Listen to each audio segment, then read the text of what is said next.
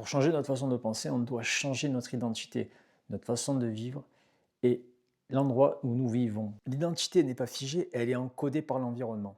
Le lieu que l'on fréquente, les mêmes rues, mêmes murs, mêmes sons, mêmes personnes, les regards récurrents, tout ça doit être changé, pas graduellement, mais définitivement. On doit changer définitivement de lieu de vie, partir. Partir pour découvrir qui on est vraiment. Pas avec le conditionnement de l'école, le conditionnement de l'éducation. Et tout ça se fait avec un esprit libre, une pensée libre. Des schémas récurrents qui sont dans des lieux toxiques. Alors cette identité, elle n'est pas figée.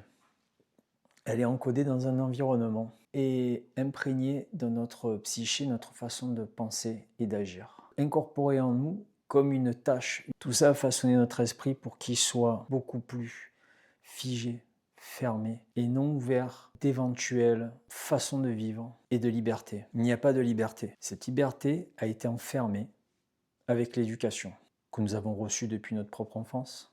Il n'apprend plus rien de nouveau. Pour la liberté, parce qu'on reste enfermé et on reste dans le même cycle répétitif de pensée qui est toujours perverti par les mauvaises pensées et le passé. Et à cause de ça, l'être humain reste enfermé et ne veut pas se libérer. Il pourrait y avoir un changement pour sortir de ce dogme, pour expliquer de cette matrice. Mais cette matrice, on ne pourra jamais s'en sortir si nous ne faisons pas un travail sur nous-mêmes et si nous ne prenons pas le temps.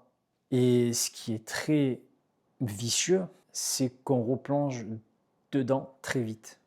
Les endroits qu'on côtoie, et cette prison, elle est mentale. Elle peut être physique comme elle peut être mentale. Donc on a beau être en liberté, on est toujours emprisonné. Qu'on a créé nous-mêmes, c'est notre petit monde intérieur. Si on veut s'en libérer, on pourrait élaborer tous les plans possibles. On arrive toujours à une impasse.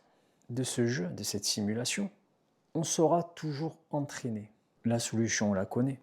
C'est une solution qu'on peut dire de radicale. Elle est radicale dans le sens où on est obligé de changer de pays.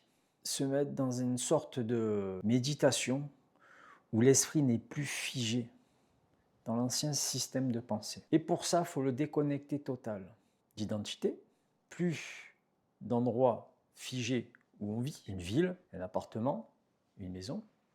Et là, le cerveau commence à se libérer des systèmes figés de pensée qu'il a depuis la naissance. Mais tout ça est difficile, parce qu'il faut vivre, tout en sortant de ce monde matriciel, en libérant l'esprit des vieux schémas